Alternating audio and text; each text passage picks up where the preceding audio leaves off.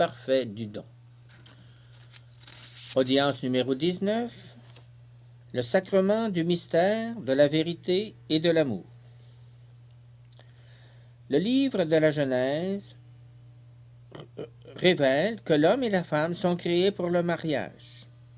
L'homme laissera son père et sa mère, s'attachera à sa femme, et ils deviendront une seule chair. Genèse 2, 24. C'est ainsi que s'ouvre la grande perspective créatrice de l'existence humaine qui se renouvelle toujours par la procréation qui est autoreproduction. Cette perspective est enracinée dans la conscience de l'humanité et également dans la compréhension particulière de la signification conjugale du corps avec sa masculinité et féminité. Hommes et femmes sont, dans le mystère de la création, un don réciproque. L'innocence originelle manifeste et en même temps détermine l'éthos parfait du don. L'homme est un sujet fait à l'image et à la ressemblance de Dieu. Seule la nudité qui fait de la femme l'objet pour l'homme et vice-versa est source de honte. Le fait qu'il n'éprouvait pas de honte veut dire que la femme n'était pas pour l'homme un objet, pas plus que lui ne l'était pour elle. D'une certaine manière, l'innocence intérieure, comme pureté de cœur, rendait impossible que l'un soit réduit par l'autre au niveau de simple objet.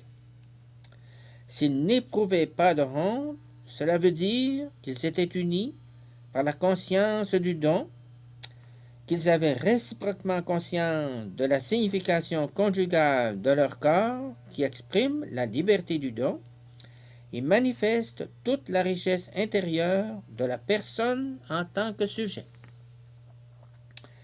Après le péché originel, à partir de cette signification conjugale, l'amour humain se formera dans sa vérité intérieure et dans son authenticité subjective. Et l'homme s'y découvrira continuellement lui-même, même sous le voile de la honte, comme gardien du mystère du sujet, c'est-à-dire de la liberté du don, au point de la défendre contre n'importe quelle réduction au niveau de pur objet. L'être humain apparaît dans le monde visible comme l'expression la plus haute du don divin parce qu'il tient en soi la dimension intérieure du don.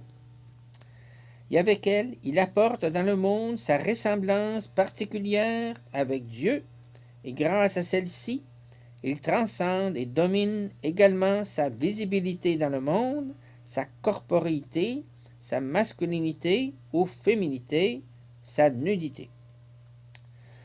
Ce qui reflète également cette ressemblance, c'est la conscience primordiale de la signification conjugale du corps, conscience imprégnée du mystère de l'innocence originelle.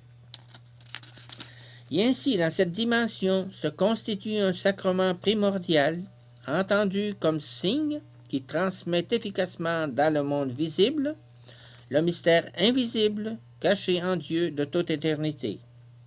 Et ceci est le mystère de la vérité et de l'amour, le mystère de la vie divine à laquelle l'homme participe réellement. Le corps, en effet, et seulement lui, est capable de rendre visible ce qui est invisible, le spirituel et le divin. Il a été créé pour transférer dans la réalité visible du monde le mystère caché de toute éternité en Dieu et en être le signe visible. Donc, dans l'homme créé à l'image de Dieu, en un certain sens, a été révélé le caractère sacramentel même de la création, le caractère sacramentel du monde. En effet, par sa corporéité, sa masculinité et féminité, l'être humain devient signe visible de l'économie de la vérité et de l'amour, qui a sa source en Dieu lui-même et qui fut déjà révélé dans le mystère de la création. Avec l'homme, la sainteté est entrée dans le monde visible, créé pour lui. L'innocence originelle, liée à l'expérience de la signification conjugale du corps, et la sainteté même, qui permet à l'homme de s'exprimer profondément par son propre corps, et ceci précisément grâce au don sincère de soi. Dans ce cas, la conscience du don conditionne le sacrement du corps. L'être humain se sent, dans son corps d'homme ou de femme, sujet de sainteté. Ainsi conscient de la signification de son propre corps, l'être humain, en tant qu'homme et femme, entre dans le monde comme sujet de vérité et d'amour.